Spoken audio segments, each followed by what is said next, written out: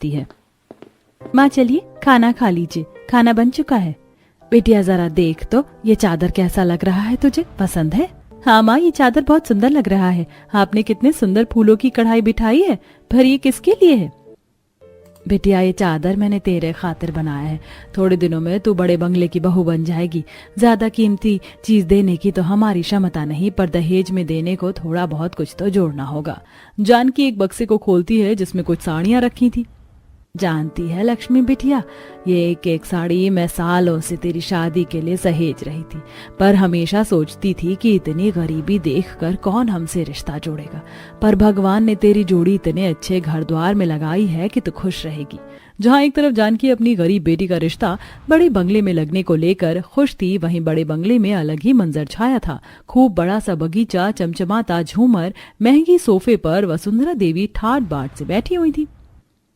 देखिए पंडित जी, वैसे तो हजारों लोग हमसे रिश्ता जोड़ना चाहते हैं, लेकिन साज समाज नाम की भी कोई चीज है और रिश्ता भी अपने बराबरी वालों में जचता है। इसीलिए मैं अपने छोटे बेटे के लिए बड़े घर की लड़की ढूंढ रही हूँ, जो मेरे बड़े बंगले में मेल खाए।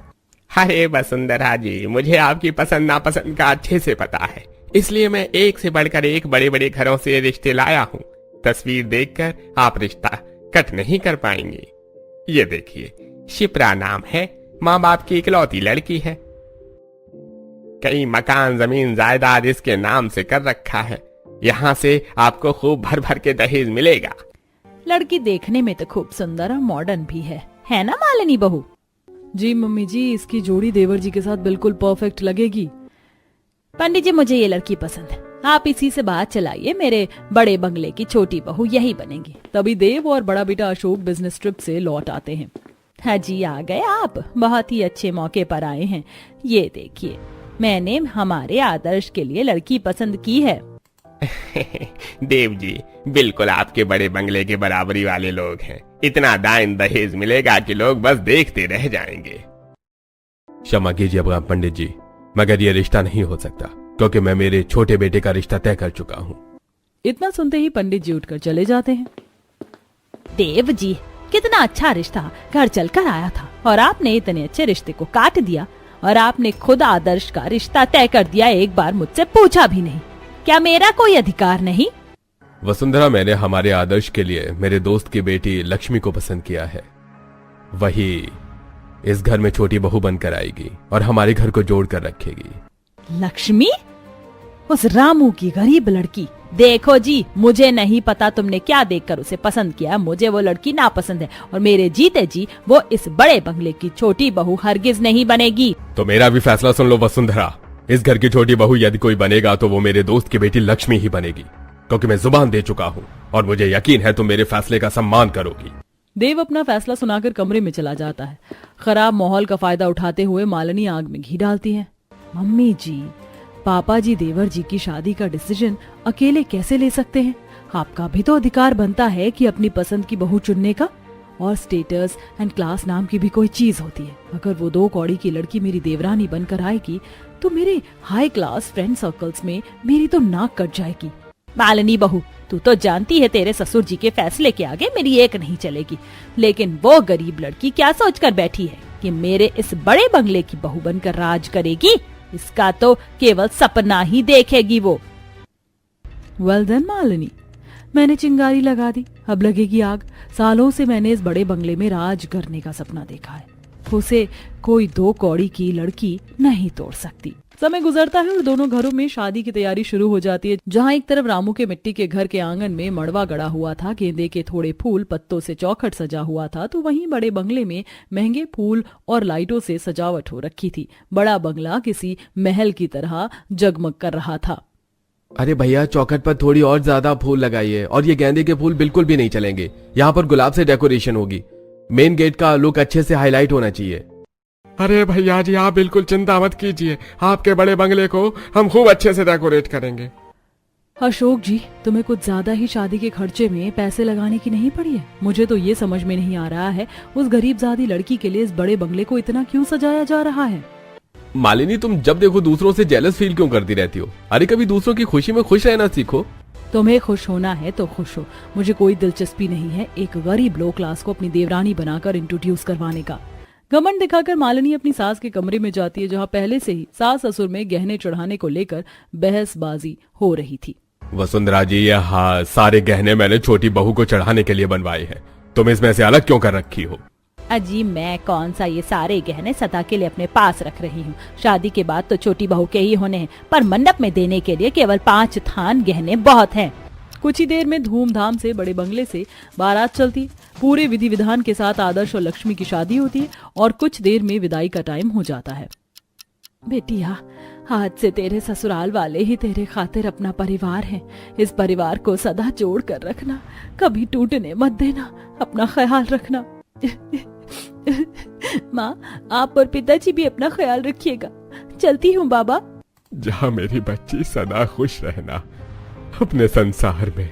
समधी जी, लक्ष्मी मेरी बेटी नहीं, मेरे कलेजे का टुकड़ा भी है। मैं सदा आपका आभारी रहूंगा जो आपने मेरी बेटी को अपने बड़े बंगले की बहू के रूप में स्वीकारा। रामू मेरे दोस्त, अरे सबसे अमीर तो बेटी वाले होते जो पूरी जिंदगी भर अपनी बेटी को बड़ा करते हैं और एक दिन किसी और के घर के लिए दे देते हैं। मैं तुम्हें वचन देता हूँ कि लक्ष्मी बहू को अपनी बेटी बनाकर रखूंगा, उसे आंच भी नहीं आने दूंगा। इसी के साथ लक्ष्मी विदाई होकर अपने बड़े से बंगले वाले ससुराल में आ जाती है, जो कि महलों की तरह जगमगा रहा था। खूब सारे नौकर चाकर हाथों में फूलों से भरी हुई थालियां लेकर स्वागत में खड़े थे। आसमान में आतिशबाजियां हो रही थी। लक्ष्मी, तुम्हारा ससुराल आ गया है, चलो उतरो। जी अच्छा। लक्ष्मी जैसे ही गाड़ी में से नीचे उतरती है तो नौकर चाकर भर भर कर फूल बरसाने लगते हैं और बड़े बंगले की सबसे पुरानी नौकरानी आशा लक्ष्मी का खिला हुआ खूबसूरत चेहरा देखकर बलाई लेती है। छोटी बहू रानी तो कितनी सुंदर है, इस बड़े बंगले के तो भाग्य जग गए। बड़े साहब बहुत ही सुंदर बहू चुनकर लाए हैं। प्रणाम माँ जी। ये क्या कर रही हैं छोटी बहू रानी? मैं तो इस बड़े बंगले में बस नौकरानी हूँ। तो क्या हुआ, उम्र में बड़े तो आदर के हकदार होते। आप सालों से इस बंगले में काम कर रही हैं तो इस परिवार का हिस्सा हुई। छोटी बहू, पैर की धूल को अगर चंदन समझकर माथे पे लगा दिया जाए तो उसे वह चंदन नहीं बन जाता, समझ गई ना? इसी तरह इस परिवार के सदस्य में नौकर नहीं जुड़ सकते। ये यहाँ पर केवल काम करते हैं जिस बात की उन्हें तनख्वाह मिलती है। पर माँ, आशा आंटी हमारे घर को अपना परिवार समझकर काम करने आई हैं। अगर लक्ष्मी ने उन्हें बदले में थोड़ा आदर दे दिया तो इसमें गलत ही क्या किया है? आदर्श को जहां लक्ष्मी का पक्ष लेते हुए देख एक तरफ ससुर और जेठ खुश होते हैं, वहीं वसुंधरा और मालिनी को खराब लगता है। भाग्यवान छोटी बहू कब से चौखट पर खड़ी है, जल्दी से उनका गृह प्रवेश कीजिए। लगता है माँ जी शादी से खुश नहीं है, उनके चेहरे पर हंसी खुशी दिखाई नहीं दे रही। तब लक्ष्मी चौखट के आगे रखा चावल का भरा कलश गिराकर गृह प्रवेश करती है और जैसे ही वसुंधरा के पैर छूने चलती है तो वो पीछे हट जाती है। माँ, कम से कम लक्ष्मी को आशीर्वाद तो दे दीजिए, ऐसी भी क्या नाराजगी दिखा रही हैं आप? खबरदार अशोक, जो मुझसे ऊंचे लहजे में बात करी तो ना तो ये गरीब बहू मेरे पसंद की है और ना ही मैं इस शादी से खुश हूँ। मैं इस शादी में शरीक हो गई, इतना ही बहुत है। अरे इस गरीब का तो भाग्य चमक गया, लेकिन इसके गरीब माँ बाप की मेरे बेटे को एक जरा सी चैन अंगूठी देने की भी औकात नहीं हुई। वसुंधरा के ताना मारने पर चौखट पर खड़ी लक्ष्मी की आंखों से आंसू छलक जाते हैं। माँ जी, मेरी शादी में बाबूजी ने कर्जा लेकर किया है। वो इतने पैसे कहाँ से लाते जो चैन और अंगूठी बनवा सकते? यदि उनके हाथ में होता तो वो जरूर देते। तुम्हारे माँ बाप के बस में कुछ भी दहेज में देना नहीं था तो इतने बड़े बंगले में शादी करने का ख्वाब भी नहीं देखना चाहिए था। अपनी हैसियत देखकर शादी करनी चाहिए थी। अरे बस करो, बड़ी बहू तुम्हें कोई हक नहीं बनता छोटी बहू को इस तरह से अपमानित करने का। आदर्श बेटा, बहू को कमरे में ले जा। जी पापा, चलो लक्ष्मी। सभी अपने अपने कमरे में चले जाते हैं। लक्ष्मी जैसे ही अपने बड़े बंगले के बेडरूम में आती है तो वह खूब सुंदर फूलों से सजा हुआ था। महंगी अलमारी, महंगा बेड और एक्सपेंसिव फर्नीचर लगा हुआ था। कमरा किसी हॉल जितनी बड़ी जगह में बनवा रखा था, जिसे देखकर लक्ष्मी दंग रह जाती है। तभी उसे उदास देखकर आदर्श पीछे से गले लगाते हुए कहता है, तो कैसा लगा मेरी प्यारी बीबी को? उसका कमरा पसंद तो आया ना? आदर्श जी, मैंने तो ख्वाब में भी नहीं सोचा था कि मुझे इतना बड़ा बंगले का ससुराल मिलेगा और इतना अच्छा कमरा और आप जैसे पति। लक्ष्मी, अब तुम इस बड़े बंगले की बहू हो, इसलिए इन सब चीजों की आदत डाल लो। वैसे मैंने तुम्हारे लिए अलमारी में जगह खाली कर दी है, यहाँ तुम अपने सारे कपड़े जचा लेना और बाकी ये ड्रेसिंग टेबल तुम्हारा मेकअप का सामान रखने के लिए है। वैसे मुझे बेड पर लेफ्ट साइड नींद आती है, लेकिन अगर तुम लेफ्ट साइड सोती हो तो मैं एडजस्ट कर लूंगा। बाकी और किसी चीज की जरूरत हो तो बता देना, हाजिर है आपकी खातिर में। आदर्श को इतना प्यार दिखाते देखकर लक्ष्मी मुस्कुरा देती है। बस इस तरह मुस्कुराते रहना, तुम मुस्कुराते हुए बहुत खूबसूरत लगती हो। और हाँ, माँ की बातों का बिल्कुल बुरा मत मानो, वो ऊपर से थोड़ी कठोर दिखती हैं, लेकिन देखना माँ को जब तुम्हारी अच्छाइयाँ दिखेंगी तो वो तुम्हें खुद स्वीकार कर लेंगी। दोनों एक दूसरे के साथ कुछ खूबसूरत पल बिताते हैं। इसी तरह लक्ष्मी का उसके बड़े बंगले वाले ससुराल में शुरुआत होती है। वह नहा धोकर कमरे में आती है और अपना बक्सा खोलकर देख रही होती है। आज तो मेरी पहली रसोई है, ये संतरी वाली साड़ी अच्छी लगेगी, इसी को पहन लेती हूँ, हल्की भी है। तभी वसुंधरा और मालिनी कमरे में कुछ साड़ियां और गहने लेकर आती हैं। उन्हें देख लक्ष्मी अपनी जगह से उठकर खड़ी होकर पैर छूती है। माँ जी, आप प्रणाम। खुश रहो, खुश रहो। प्रणाम जेठानी जी। ओ प्लीज देवरानी जी, इतना संस्कारी बनने का शो ऑफ मेरे आगे मत करो।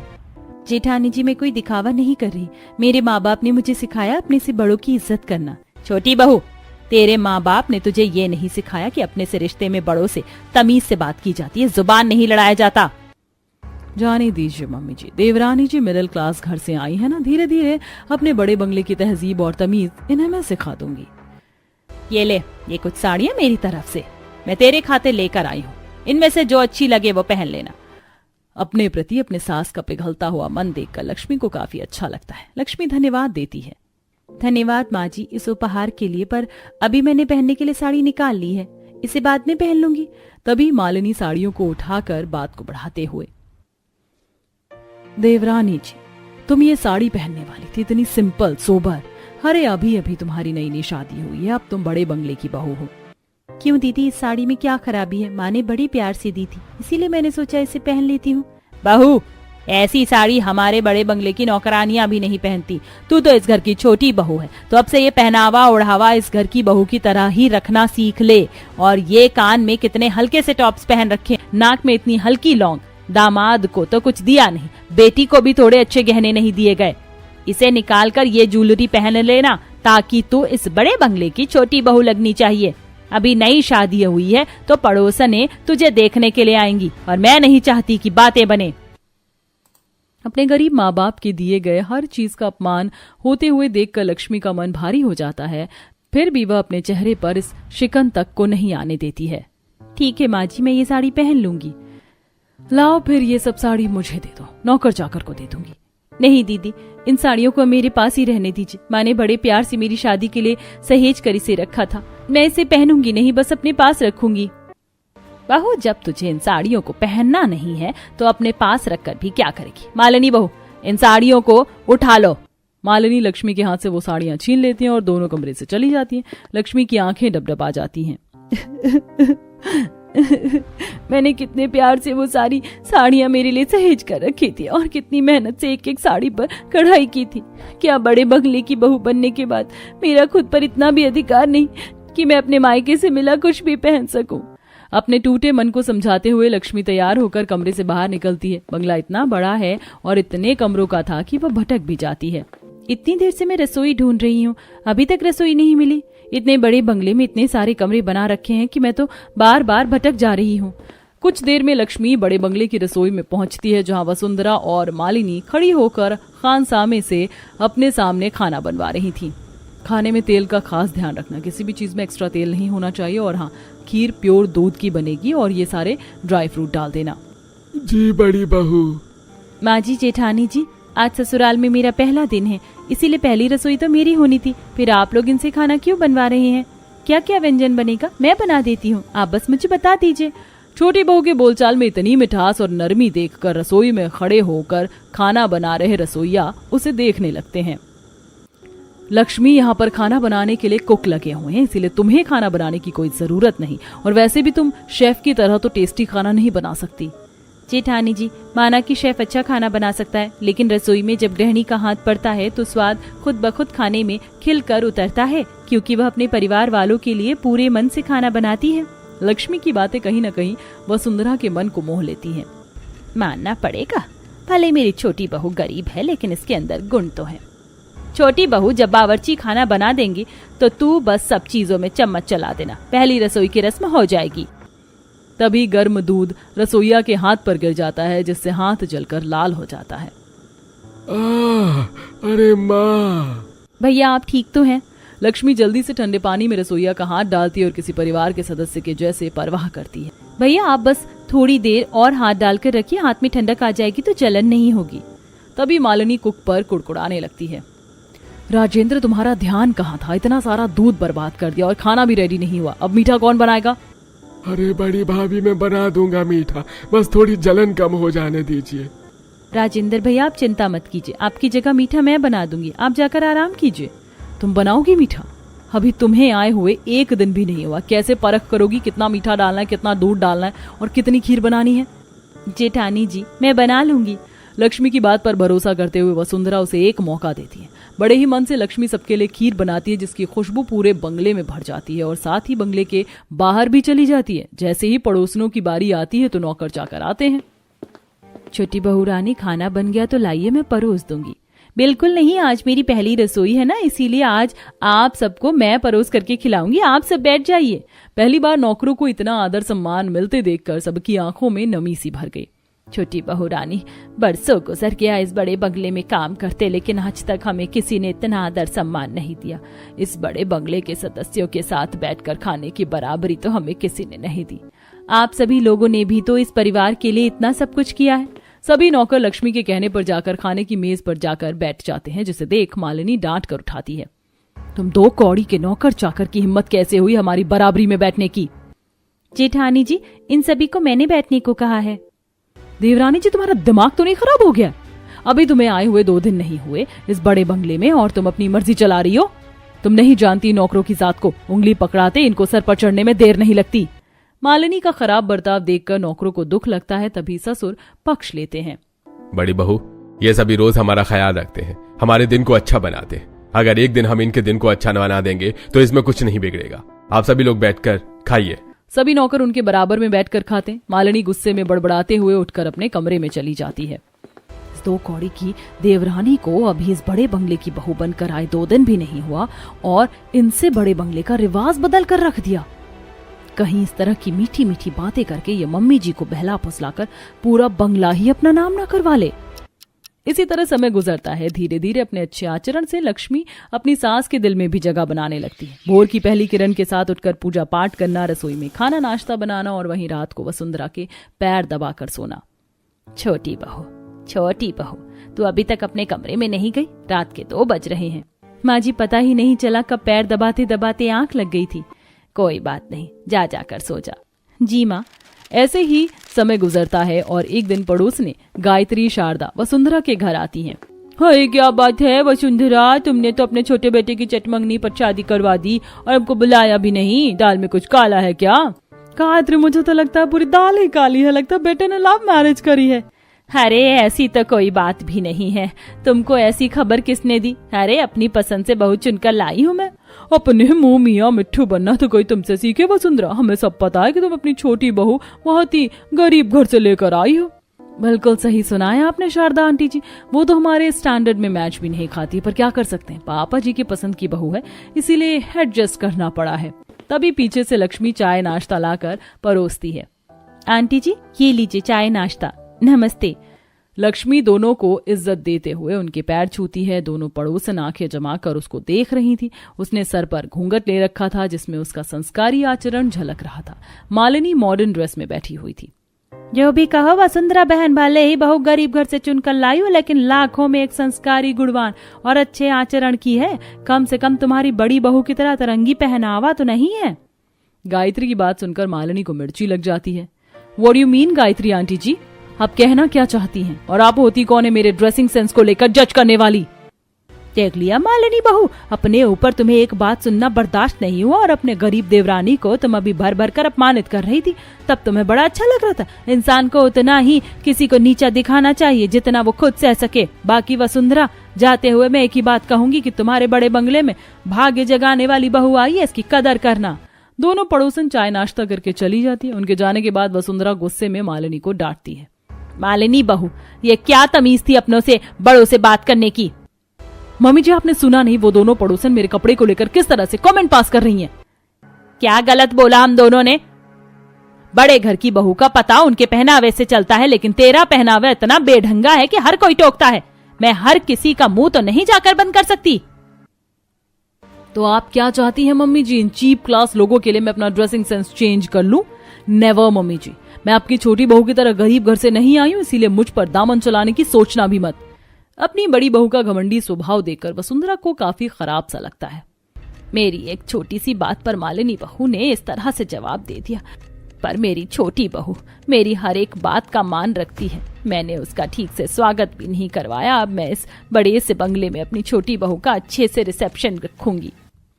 वसुंधरा लक्ष्मी को खुशी देने के लिए अपने बड़े से बंगले में उसकी रिसेप्शन रखती है, जिसके लिए वो बहुत ही एक्सपेंसिव जोड़ा बनवाती है और गहने भी बनवाती है। पूरे बंगले को सजाया जाता है। सुनो, ये पूरे बंगले में किस बात की सजावट हो रही है? बड़ी बहू रानी, मालकिन ने छोटी बहू रानी का रिसेप्शन रखवाया है, उसी की सजावट हो रही है। ये सुनते ही मालिनी जलन में आ जाती है और अपनी सास के कमरे में जाती है, जहां वो अपनी छोटी बहू को देने के लिए भारी एक्सपेंसिव लाखों का लहंगा और गहनों को देख रही थी। इतना एक्सपेंसिव लहंगा और ये ज्वेलरी मेरे होते हुए उस गरीब देवरानी के हाथ नहीं लगेगी। मालिनी कमरे में आकर वसुंधरा के आगे झूठा पछतावा करती है। मम्मी जी, मुझे माफ कर दीजिए, मुझे आपके साथ उस दिन इस तरह से पेश नहीं आना चाहिए था। मुझे उस बात का अफसोस है, प्लीज मुझे माफ कर दीजिए। कोई बात नहीं बड़ी बहू, गलती इंसानों से ही होती है। तुझे अपनी गलती का एहसास है, इतना ही बहुत है। माँ जी, आप ये देवरानी जी को देने जा रही है? मैं दे आती हूँ, आपको पापा जी बुला रहे थे। अच्छा ठीक है बहू। मालिनी उस एक्सपेंसिव लहंगे और ज्वेलरी को चेंज करके लक्ष्मी को एक मॉडल बैकलेस गाउन लेकर कमरे में आती है। लक्ष्मी, ये मम्मी जी ने तुम्हारे लिए भिजवाया है, इसे पहनकर रिसेप्शन के लिए रेडी हो जाओ, ये तुम पर खूब खिलेगा। लक्ष्मी जैसे उस ड्रेस को खोलकर देखती है तो असहज हो जाती है। जेठानी जी, ये ड्रेस तो काफी ज्यादा छोटी है, आज तक कभी ऐसी ड्रेस नहीं पहनी है मैंने। मैं तो इस घर की बहू हूँ, क्या मुझ पर ये जचेगा? लक्ष्मी, अब तुम बड़े बंगले की बहू हो, हमारे यहाँ की हाई क्लास पार्टी में सभी इसी तरह के कपड़े पहनते। मम्मी जी ने ये ड्रेस तुम्हारे लिए बहुत प्यार से बनवाया, अगर तुम्हारा मन नहीं तो ठीक है, कोई बात नहीं, उन्हें थोड़ा सा बुरा ही तो लगेगा। मालिनी उस ड्रेस को लेकर जाने की झूठी एक्टिंग करती है, तभी लक्ष्मी रोक लेती है। जेठानी जी, माँ जी ने इतने प्यार से बनवाया है तो मैं इसे पहन लूंगी, आप मुझे तैयार कर देंगी? श्योर देवरानी जी। मालिनी जानबूझकर लक्ष्मी का खराब सा मेकअप करती है और उसे शॉर्ट ड्रेस पहनाती है ताकि वह पार्टी में सबसे खराब दिखे और उसकी बदनामी हो।